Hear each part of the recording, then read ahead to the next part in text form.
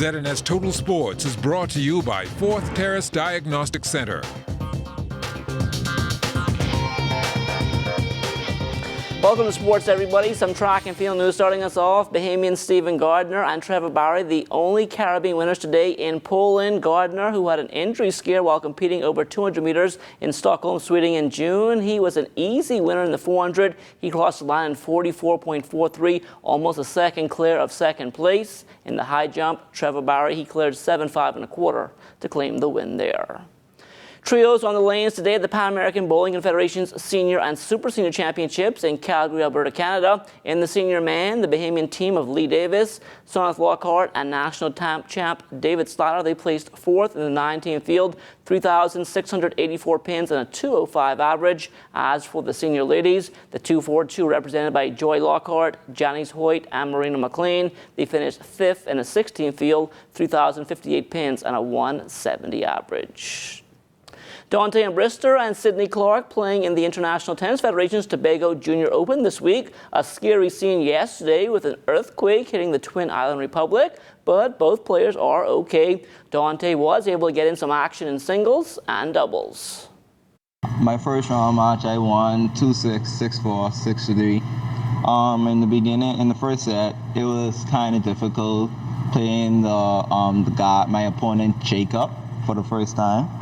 So the first set, I had to get used to this game. Then the second set, I started to adjust during the second set. And the third set, I was able to pull it off. That doubles match got interrupted from yesterday from the earthquake during the second set, when we was up 3-love. We won the first set 6-1. Our men's senior national volleyball team back home after winning a silver medal at the Kosovo Championships in Suriname. Head coach Lloyd Davis spoke about the loss in the final to the hosts. The last match was fatigue and it was all mental.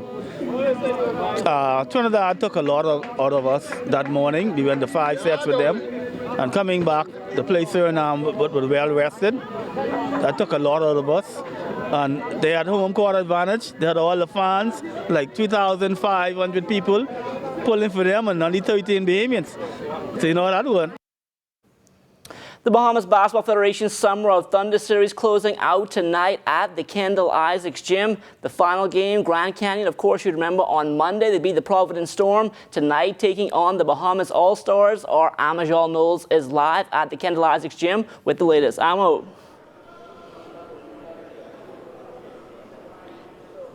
Good evening, Johnny, and good evening, Bahamas. We're live here at the Kendall G. Isaacs Gymnasium, where we just wrapped up the 2018 edition of the Summer of Thunder Series put on by the Bahamas Basketball Federation. Here with us, we have coach of the Grand Canyon University Antelopes and former NBA player Don Marley. Don, just tell us a bit about your evaluation of the game and the local talent. Well, this has been a great trip for us. Not only in this beautiful place, our guys really enjoyed it, but we had 2 really competitive games. First game was good, and tonight's game I thought it was even better. Those kids played really hard and played well and pushed our guys. I was very impressed with what they did. So not only was this a beautiful trip for our guys, but we got us some good basketball. So it's been a very successful trip for our guys. All right, just tell me a bit about the expectations you have for your team this season. Yeah, we want to play and play well. Last year we got to the finals of our conference, and we were 1 game away from making the NCAA tournament. So this year we want to take one more step and hopefully win our conference and our tournament and play in the NCAA. So our guys are out here working hard, and this has been a great step to do that. As I said, to be in this beautiful place and a chance for our guys to bond, but also to play some good basketball. All right, just tell us a bit about your overall evaluation of the Bahamas so far, and have you been soaking in the experience? It's been awesome. A lot of our guys are real tan or sunburnt, spending some time at the pool at the Lannis has been great. We're going on a little catamaran tomorrow and see some things. We're doing community service, a little basketball clinic for an hour. But our guys have really enjoyed it. I tell you, this place has been beautiful, and the people here are so nice and made us feel so welcome. All right, finally, as a former player, just tell us a bit about making that transition into coaching and what was like. Was it difficult? Was it easy? It's never easy, but it's something I wanted to do because basketball's in my blood. So it's hard to find something as competitive as a player. So to be able to get out here and coach and kind of give back to the kids, and there's a lot of the kids that come to my university, other universities want to make the pros and be NBA players. So I try to pass on the knowledge that I had as a player and as a coach. So it keeps me in the game, and it gets my competitive side going a little bit. All right, thanks, Coach. All right, thank you. All right, Johnny, back to you. All right, thanks a lot, Amo. Well, the Province Softball Association, they were looking to close out their regular season schedule last night. The men's opener, pretty meaningless, as the CNS Hitmen and BTC Warriors were already locked into the first and third seeds, respectively.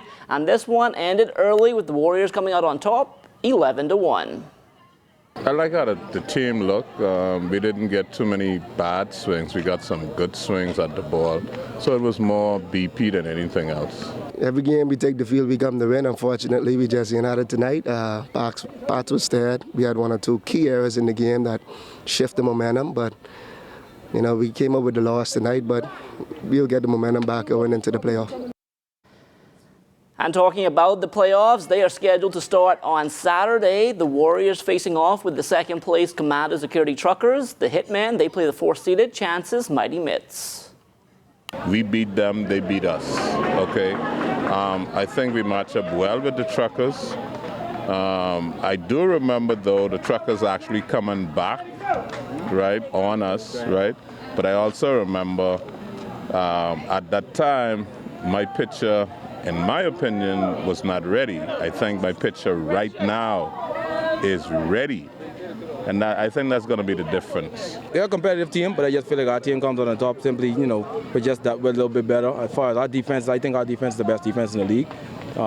We were down in hitting, but we're starting to get a little better now, so I feel like going forward, things are going to be on the up for us. We expect to be in full playoff mode. We can have a hard practice this coming Thursday, then we can relax Thursday evening, have a nice social with the team, and then when we hit the field for the first game of the playoff, you'll see us playing Hitman softball.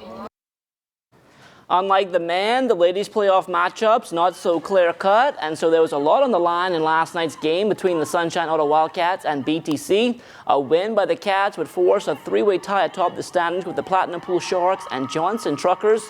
The Cats were doing a good job too, but on this night, Mother Nature had other ideas. The heavens opened up, the rain poured down, and the game not yet official. 15-1 on the scoreboard, and they say the rules are you got to play through 5 innings or stop them. We needed 2 outs, and we would have stopped them, but that didn't happen. The rain came down and saved them.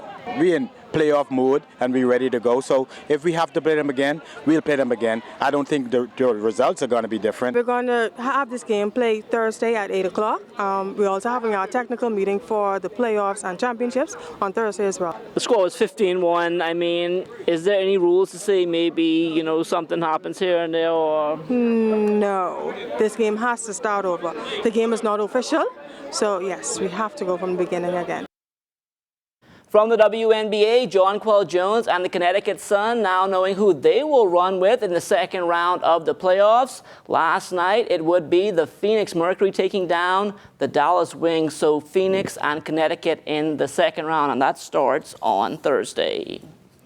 Well, former Western Kentucky Hilltopper Dwight Colby, he will now be playing in Belgium, signing a contract there with Liège Basket. And we can tell you they compete in the highest tier league in that country. They have won the Belgium Cup once, and they've won the Belgium Super Cup twice. After wrapping up his college career, Colby competed in the NBA Summer League with the New Orleans Pelicans.